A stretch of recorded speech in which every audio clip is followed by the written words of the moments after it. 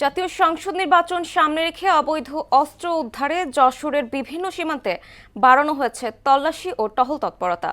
এ সময় দুষ্কৃতিকারীরা যাতে দেশে কোনো প্রকার অস্থিতিশীল পরিবেশ সৃষ্টি করতে না পারে সে লক্ষ্যে কাজ করে যাচ্ছে বিজিবি। শিশির কুমার সরকারের প্রতিবেদন, জানাচ্ছেন মাহমুদ আক্তার।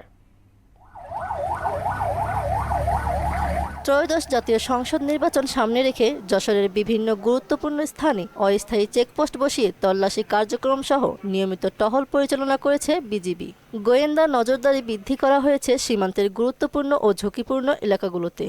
সীমান্ত দিয়ে কোনো চোরাচালানি বা অস্ত্র মাদক দ্রব্য এসব আসে কিনা তারা কঠোরভাবে টহল দিচ্ছে। ভারত থেকে যেহেতু অবৈধ অস্ত্র এবং অবৈধ বিভিন্ন মালামাল যেহেতু না আসে, নির্বাচন সামনে রেখে পরিস্থিতি বিশৃঙ্খল যেন না হয় তা প্রচুর তৎপর আছে। কোনো মোটর সাইকেল কিংবা কোনো গাড়ি ঘোড়া গেলে সেটা চেকিং করা হচ্ছে যাতে ভারতীয় অস্ত্র চালান না হতে পারে বাংলাদেশে।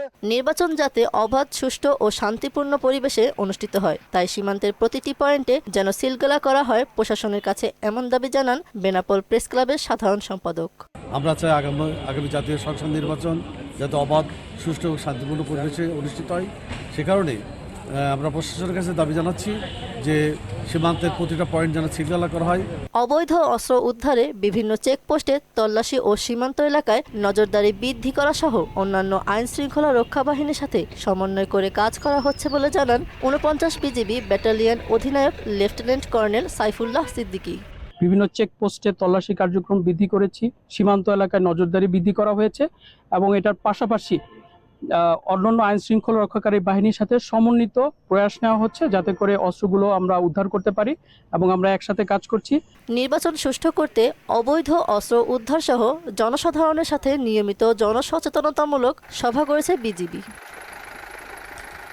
মাহমুদ আক্তার, মোহনা সংবাদ।